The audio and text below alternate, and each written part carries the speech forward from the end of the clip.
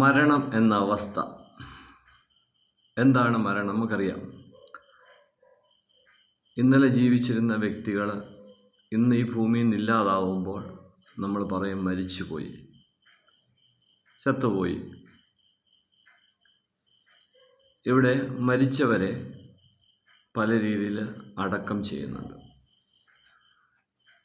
മരിച്ചു കഴിഞ്ഞ ശേഷം ഒരു ജീവനുണ്ടോ? മരിച്ചതിന് ശേഷം മനുഷ്യർക്ക് ജീവനുണ്ടോ? മരണശേഷം എന്താണ് സംഭവിക്കുന്നത്? നമുക്കറിയാം, മനുഷ്യനെ സൃഷ്ടിച്ചിരിക്കുന്നത് ദേഹം, ദേഹി, ആത്മാവ്, ഈ 3 ഘടകങ്ങൾ കൊണ്ടാണ്. പക്ഷി മൃഗാദികൾക്ക് ദേഹവും ദേഹിയുണ്ട്, ആത്മാവില്ല. തെറ്റ്, പാപം, തിന്മ, നന്മ ഇതൊന്നും പക്ഷി മൃഗങ്ങൾക്ക് തിരിച്ചറിയാനുള്ള കഴിവില്ല. പക്ഷേ മനുഷ്യന് തെറ്റ്, നന്മ, തിന്മ, ശരി ഒക്കെ തിരിച്ചറിയാനായിട്ടുള്ള വരം ദൈവം കൊടുത്തിട്ടുണ്ട്. ഇതാണ് ആത്മാവ്. ആത്മാവ് ഉള്ളതുകൊണ്ടാണ് മനുഷ്യന് ശരിയും തെറ്റും തിരിച്ചറിയാനായിട്ട് സാധിക്കുന്നത്. അപ്പോൾ മരണത്തോടുകൂടി മനുഷ്യൻ്റെ ജീവിതം അവസാനിക്കുന്നില്ല.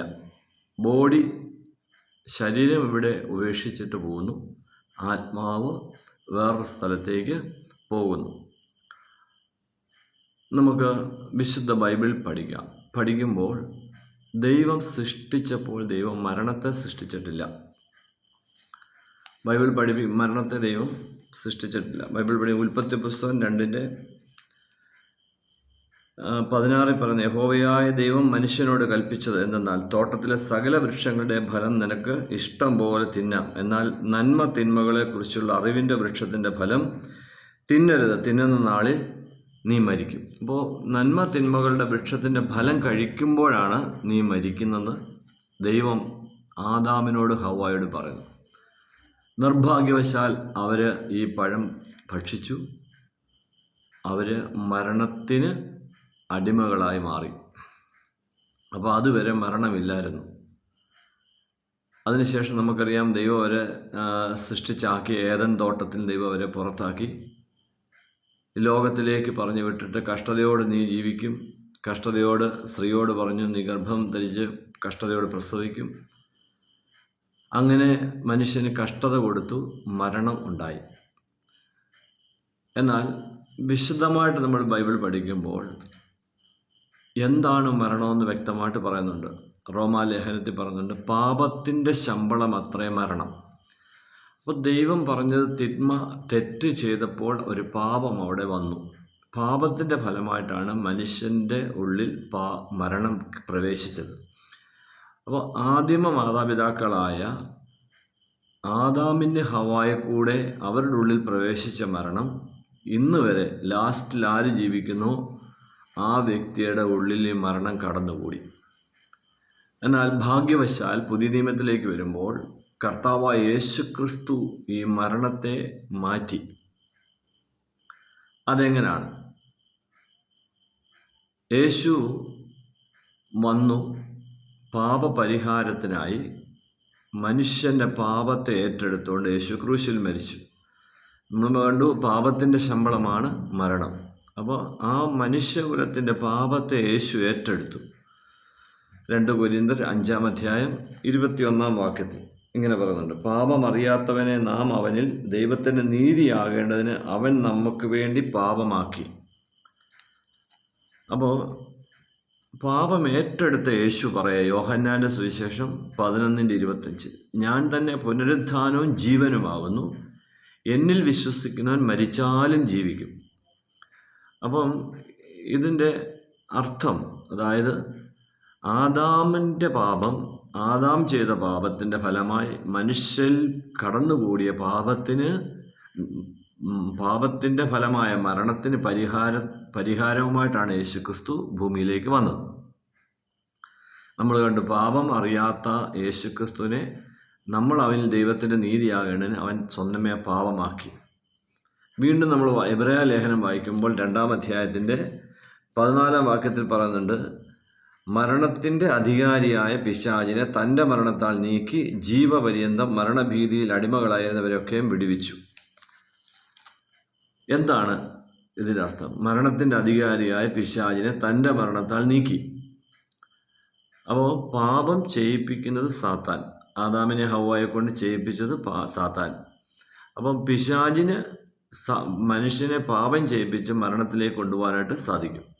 എന്നാൽ പിശാചിൻ്റെ ഈ പ്രവൃത്തികളെ, പിശാചിൻ്റെ ഈ മരണത്തിൻ്റെ അധികാരത്തെ യേശുവിൻ്റെ മരണത്താൽ നീക്കി യേശു. അപ്പോൾ ഒരു കാര്യം നമ്മൾ മനസ്സിലാക്കേണ്ടത്, യേശുക്രിസ്തുവിൽ വിശ്വസിച്ച് യേശുവിനെ സ്വീകരിക്കുന്ന വ്യക്തിക്ക് മരണമില്ല. മനുഷ്യൻ ഈ ഭൂമിയിൽ നിന്ന് മാറ്റപ്പെടുമ്പോൾ അവൻ്റെ ആത്മാവ് ജീവനുണ്ട്. ആ ആത്മാവ് നിത്യതയിൽ പ്രവേശിക്കണം, അല്ലെങ്കിൽ നിത്യനരകത്തിലേക്ക് പോകണം. യേശുവിനെ കർത്താവും ദൈവമായി സ്വീകരിച്ചു, യേശു എൻ്റെ പാപത്തിന് പരിഹാരമായി മരിച്ചു എന്ന് വിശ്വസിക്കുകയും അത് വായുകൊണ്ട് ഏറ്റുപറയുകയും ചെയ്താൽ നമുക്ക് രക്ഷപ്പെടാനായിട്ട് സാധിക്കും മരണത്തിൽ നിന്ന്.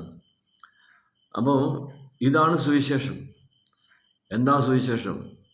മരണം എന്ന് പറയുന്നത് ശരിക്കും പറഞ്ഞു കഴിഞ്ഞാൽ ദൈവത്തിൽ നിന്നുള്ള വേർപെടിയില്ല, അല്ലെങ്കിൽ ദൈവത്തിൽ നിന്ന് അകന്ന ജീവിതമാണ്. അതിന് ഏറ്റവും വലിയ ഉദാഹരണമാണ് മുടിയനായ പുത്രൻ്റെ ഉപമ, അല്ലെങ്കിൽ ധൂർത്തപുത്രൻ്റെ ഉപമ. ഈ മുടിയനായ പുത്രൻ അപ്പൻ്റെ അടുത്തേക്ക് മടങ്ങി വന്നപ്പോൾ അപ്പൻ പറഞ്ഞ സാക്ഷ്യമാണ്, ഈ എൻ്റെ മകൻ മരിച്ചവനായിരുന്നു, ഇപ്പോൾ ഇവൻ ജീവിച്ചിരിക്കുന്നു. എന്താ കാര്യം?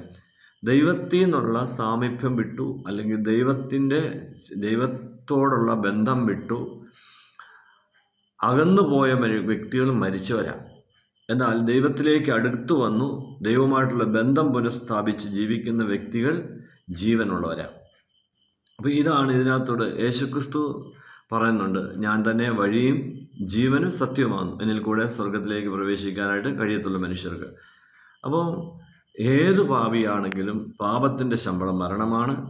പാപി മരിച്ചു കഴിഞ്ഞാൽ സ്വർഗത്തിൽ അല്ലെങ്കിൽ നിത്യതയിൽ പ്രവേശിക്കുവാനായിട്ട് കഴിയത്തില്ല. പാപമില്ലാത്ത യേശുക്രിസ്തു പാപിയായ എനിക്ക് വേണ്ടി മരിച്ചു എന്ന് യേശുവിനെ വിശ്വസിക്കുക, യേശുവിനെ സ്നേഹിക്കുക, യേശുവിനെ സ്വീകരിക്കുന്ന വ്യക്തിയുടെ പാപം മായ്ക്കുന്നു. ആ പാപത്തിൻ്റെ മോചനം വഴി ആ വ്യക്തി ഭൂമിയിൽ നിന്ന് മാറ്റപ്പെടുമ്പോൾ നിത്യരാജ്യത്തിൽ പ്രവേശിക്കുവാനായിട്ട് സാധിക്കുന്നു. അപ്പോൾ ഇവിടെ ഒരു കാര്യം നമ്മൾ മനസ്സിലാക്കേണ്ടത്, ഇത് ഏറ്റവും വലിയ സുവിശേഷം എന്ന് പറയുന്നത് മരണത്തിൽ നിന്ന് ജീവനിലേക്ക് ഉള്ള യാത്രയാണ്, തിന്മയിൽ നിന്ന് നന്മയിലേക്കുള്ള യാത്രയാണ്, അല്ലെ ഇരുട്ടിൽ നിന്ന് വെളിച്ചത്തിലേക്കുള്ള യാത്രയാണ്. അപ്പോൾ ഇത് നമുക്ക് സാധിച്ചു തന്നത് കർത്താവായ യേശുക്രിസ്തുവിൻ്റെ വരവോടുകൂടി, യേശുവിൻ്റെ ക്രൂശിലെ മരണത്തിലൂടെ നമുക്ക് ജീവനിലേക്ക് കടക്കുവാനായിട്ട് സാധിക്കും. ഇതാണ് വലിയ സുവിശേഷം. അപ്പോൾ യേശുവിനെ സ്വീകരിക്കുക, യേശുവിനെ വിശ്വസിക്കുക, യേശു എനിക്ക് വേണ്ടി മരിച്ചു, യേശു അടക്കപ്പെട്ട് 3-ാം ദിവസം ഉയർത്തെഴുന്നേറ്റു എന്ന് ഹൃദയത്തിൽ വിശ്വസിക്കുകയും വായുകൊണ്ട് ഏറ്റുപറയുകയും ചെയ്യുക. നമുക്ക് മരണത്തിൽ രക്ഷപ്പെടുവാനായിട്ട് സാധിക്കും. ആമേൻ.